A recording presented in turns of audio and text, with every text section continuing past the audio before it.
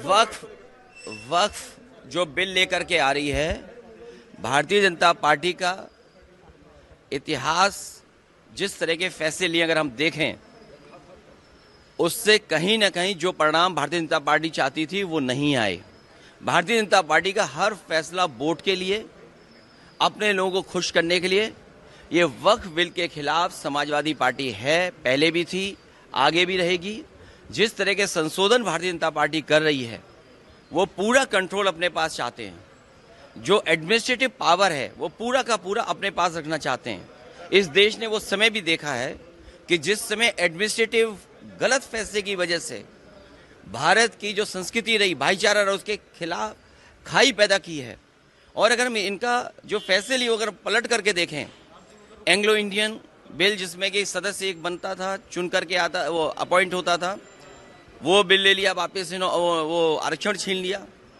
आरक्षण Anglo Indian का छीना। नोटबंदी से रुपया छीना, लेकिन भ्रष्टाचार बढ़ गया, रुपए आज भी निकल रहे हैं। जीएसटी कानून लाए, उधर व्यापारियों का सब कुछ छिन गया। दिन भर वो केवल जीएसटी का चक्कर काट रहे हैं।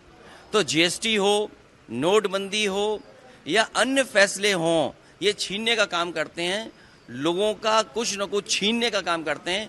वक्फ के माध्यम से ये कहीं न कहीं संदेश ये देना चाहते हैं कि अपना वोट बैंक ठीक कर लें, क्योंकि नौकरी दी नहीं, रोजगार दिया नहीं, किसान की आय दोगुनी हुई नहीं, तो इनका वोटर भी इनसे नाराज है। देखिए, जिस वोटर को ये तुष्टीकरण कहते थे, हम लोग तुष्टीकरण कर रहे हैं, क्या ये तुष्टीकरण नहीं दे रहे हैं? कर रहे हैं किट बांट करके।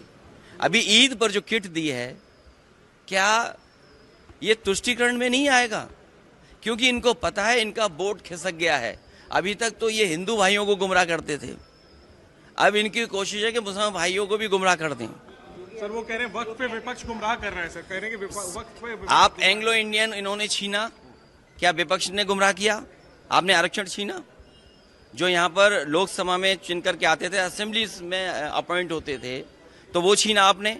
नोटबंदी पे आपने कहा कि आतंकवाद खत्म हो जाएगा, इनके लोगों को माफी मांगने जाना पड़ा। क्या आप सोच सकते हो? फौज के गलत फैसले की वजह से, हालांकि नई बात बनती ये कहने की है, लेकिन फिर भी कह रहे हैं, एक घटना ऐसी हुई जिसमें इनको माफी मांगनी पड़ी फौज के बड़े अधिकारी को जाकर के, जो गलत एनकाउंटर हुआ था। तो इन्हीं की वजह से आतंकवाद बढ़ रहा है। नोटबंदी फैसला लिया, क्या भ्रष्टाचार नहीं बढ़ा? एक व्यापारी उत्तर प्रदेश में, जिसके इत्र व्यापारी था, कारोबारी, 250 करोड़ रुपए निकला था नोटबंदी के बाद, और ये कहा गया समाजवादी पार्टी का है। जब इनकी बदनामी हुई, इनका फैसला गलत हुआ, इन्होंने अपनी बदनामी छिपाने के लिए समाजवादी पार्टी के जो पूर्व एमएलसी, उसके घर पे छापा मारा। तो जीएसटी सरलीकरण कह रहे थे, इसी लोकसभा में आजादी की तरह जश्न मना था जीएसटी का। जीएसटी से क्या व्यापारी संतुष्ट है?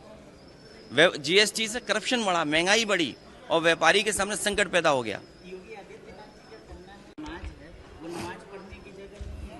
उनको जिस तरह से 66 करोड़ मुस्लिम आए, देखिए, वो अनुशासन का पालन किया, हिंदू आए, और जिस तरह से धार्मिक अनुशासन का पालन किया, उससे उनको सीख लेनी चाहिए। हमारे जो मुख्यमंत्री जी हैं, उनकी गिनती की भाषा विधानसभा में उन्होंने कहा 46 में 56।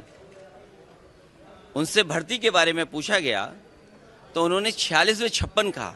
और आप सब पढ़े लिखे लोग हैं, कोई इसमें ऐसा नहीं है जो थोड़ा बहुत गणित न जानता हो।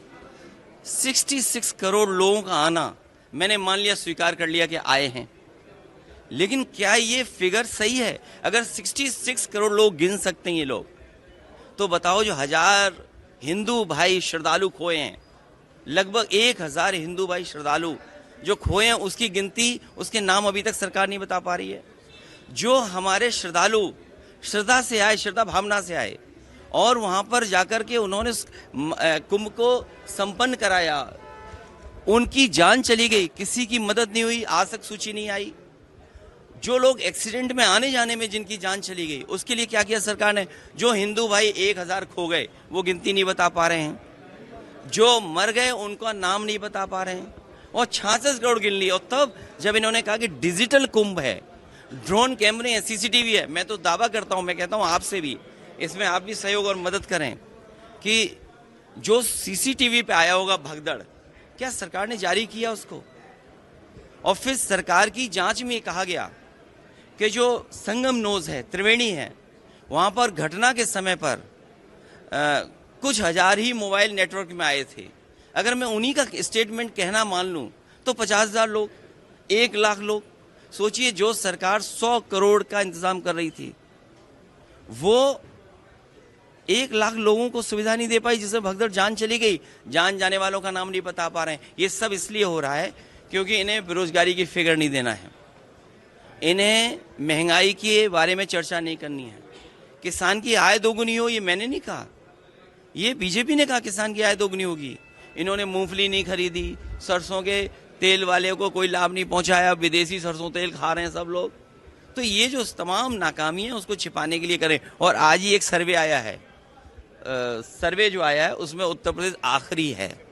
एक बहुत प्रतिष्ठित मैगजीन ने सर्वे किया है सभी स्टेट्स का, और उसमें सबसे आखिरी में कोई दिखाई दे रहा है तो वो हमारा उत्तर प्रदेश है।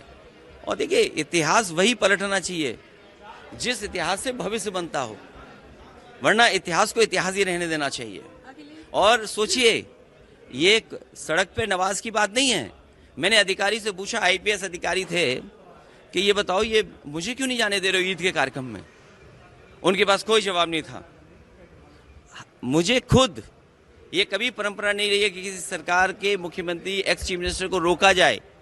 इन्होंने ईद में नहीं शामिल हो, हम लोगों को रोका गया और इशू बने, क्योंकि इन्हें सूट करता है ये चीज़ कि ये इशू बने। ये जो किट बांटी जा रही है, आप समझ लीजिए, किट इसलिए बांटी जा रही है क्योंकि हिंदू भाई जाग गए हैं, पीडीए परिवार जाग गया। रामजा सुमन जी का घर तोड़ दोगे? हिटलर ने जो ट्रूपर्स बनाए थे, ये वही ट्रूपर्स हैं करणी सेना बीजेपी के, ये बीजेपी के नेता हैं। अगर वीडियो वो देख लो, एक बीजेपी का नेता मुझे क्या गाली दे रहा है, मेरा डीएनए पूछ रहा है। अरे मेरा डीएनए पूछ रहे हो, तुम अपना डीएनए टेस्ट क्यों नहीं कराते हो? अपना डीएनए टेस्ट भी करा लो। और राम भुआल निषाद गांव में जा रहा था, एक सांसद, कोई सुरक्षा नहीं उसको दे रही है सरकार।